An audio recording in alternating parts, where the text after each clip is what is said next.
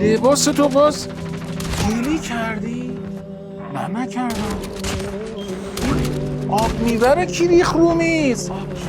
این گلدونا رو کی برداشت؟ شکست داداش شده با همین دوتا چشمای خوده ببینی بچت یه کاری انجام داده خرابکاری کرده، بعد تو چشمات نگاه میکنی میگه که من نکردم.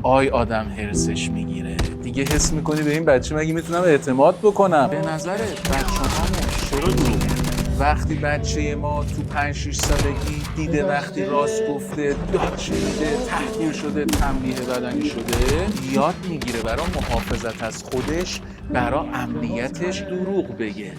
نه اینی که ذاتش خراب باشه. خونه امن نیست برای راست گفتن. ببین بچه ها دارن با کنجکاوی و شیطنت کودکیشونو میسازن. من و تو باید چیکار بکنیم؟ باباها، مامانا، یه ذره پایه باشیم، وقت بذاریم برای بازی و شیطنت‌های بچه‌مون. مگه چند بار این بچه قرار 5 سال و 6 سالگیشو کنترل بکنه؟ حالا بذار یاد بگیره هر خرابکاری هم که کرد، مامان بابا به جای اینکه بشینن دنبال مقصر باشن، دنبال راه حلن. بشین بهش بگو مامان جون، بابا جون، حالا به نظرت چیکار بکنیم؟ بذار یاد بگیره از همه ظرفا، فرشا، لباسا، آب میوه‌های کل خونتون و کل زندگیتون مهمتر و عزیزتره. بذار خونه براش امن بشه، تو تبدیل بشی به کسی که هر اتفاقی هم افتاد اون برای تو عزیزتر باشه. قول بهت میدم دیگه حداقل به خاطر ترس دروغ بهت